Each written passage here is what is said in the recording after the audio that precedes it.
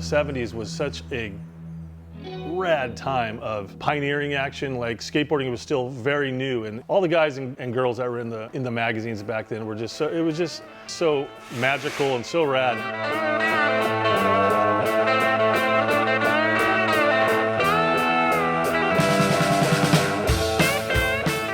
Seeing skaters in the 70s as an impressionable kid who just started skating, they were superheroes. Yeah, guys like Dennis Martinez, Pineapple, Steve Cathey, Dave Andrecht, Marty Grimes, Jerry Valdez. I mean, everyone, they were larger than life.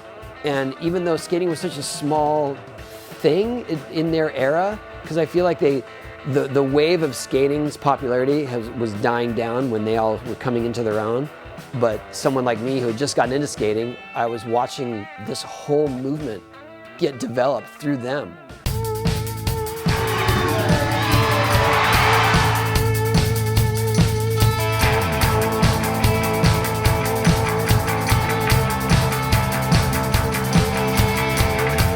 The main reason that you want to ride for, I think, is just to have fun.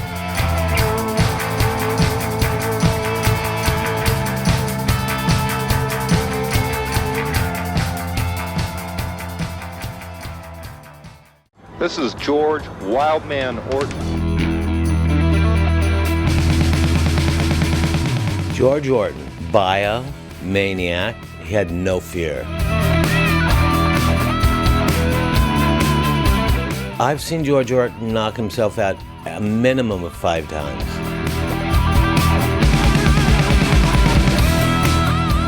I learned frontside airs by looking at photos of him.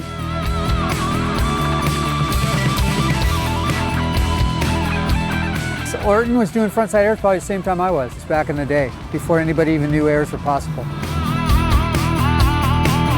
He was the first guy to go bionic, really go high on frontside airs, and he was all or nothing.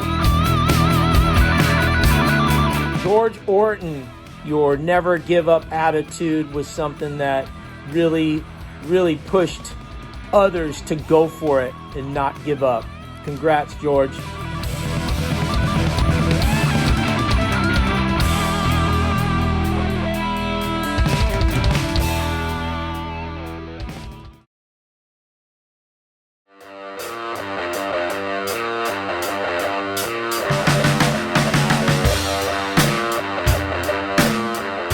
Yeah, Jerry Valdez, frontside rock and rolls, the Jer tap. I mean, come on, dude was insane.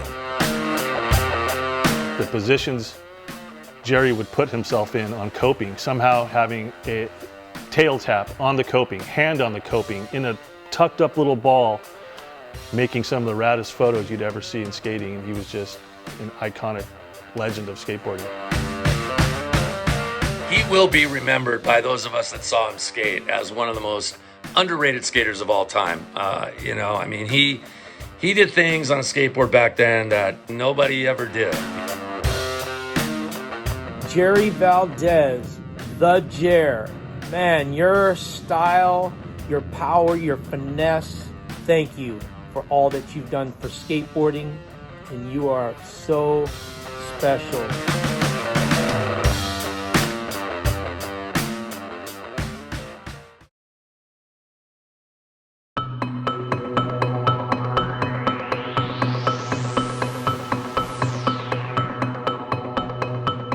Chris Strople broke the boundaries on how high you can go on backside air. He also invented the alley-oop, changed all of skateboarding. Modern dudes call it 270 on a handrail. It's an alley-oop. Chris Strople was my inspiration to learn how to skate Del Mar.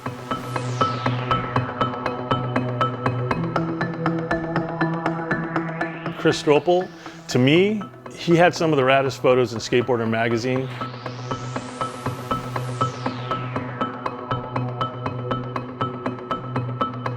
When backstairs were this big, you know, he went that big. Some of the first highly extended inverts too.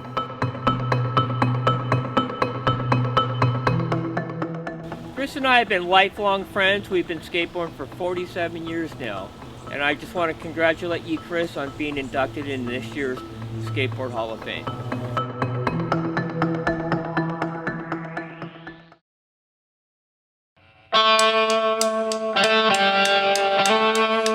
Marty Grimes is one of the most incredible skateboarders of the late 1970s. And if you knew him, you knew that. The pictures tell the story.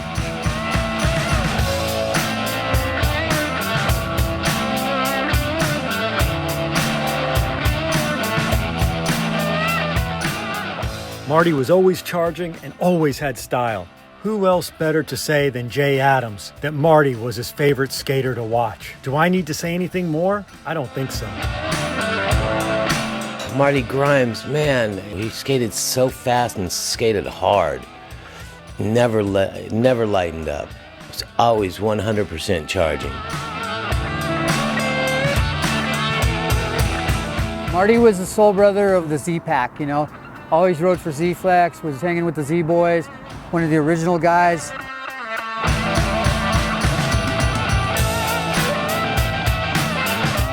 Marty Grimes was another guy that I grew up looking at in the magazines, and I just wanted to be as cool as all those guys. The fact is this, Marty Grimes and his brother Clyde were the first two professional black skateboarders ever. Marty was the first black professional skateboarder to ever have his own signature model. And how fitting is it for Marty to have the honor of being the first black professional skater to be inducted into the Hall of Fame. Incredible.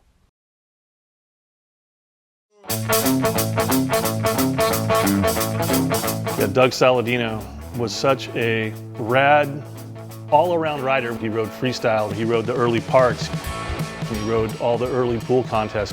He went into the next generation still being one of the top pool riders, which was hard to do, I think, for those guys.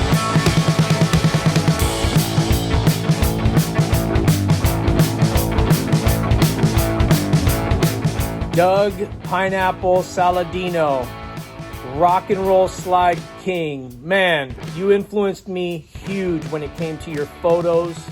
It was all about style, ethnic background, and just pure personality through your photos.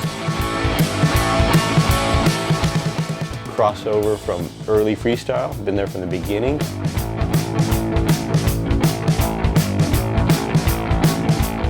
And was progressive, learning lots of modern moves, but he just was a skateboarder, and so he crosses a lot of timeline. Just a very important figure in skateboarding. And you still shred till this day. Style matters.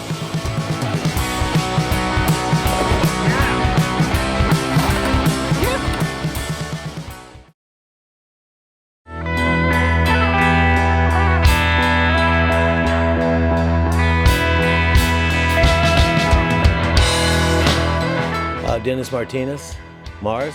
Come on, the guy could skate pools, he could skate freestyle. Not a lot of the guys were top freestylers that could actually compete in vert.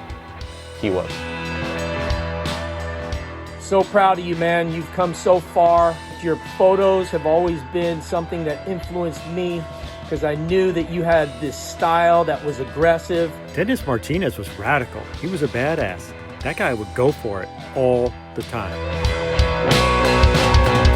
Probably should have won the first pool contest, but had a KO. He's a great freestyler, really good pool skater. He could skate everything. Dennis could skate everything.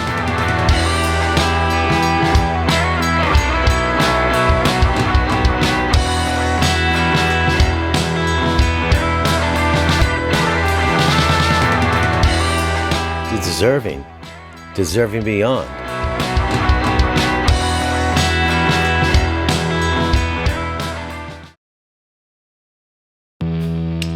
Rick Blackheart, the frontside roll-in.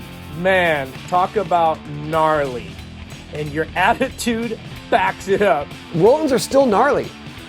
Can you imagine back then? No nose, odds are good you're gonna hang up. Amazing.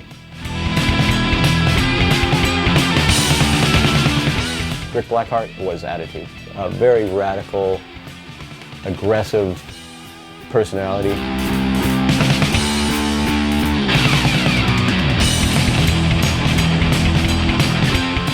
in Rick Blackheart, he brought not just the rad skating, but he also brought this rad attitude and kind of like brought this NorCal vibe to skating. And then you kind of knew what NorCal vibe meant once you saw Rick Blackheart.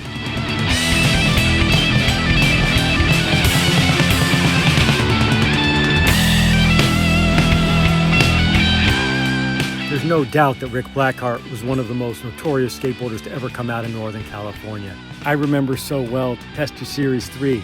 Blackheart was testing out the first set of indies ever made. He was just grinding the coping to dust. He was also one of those people who revolutionized full pipe skateboarding.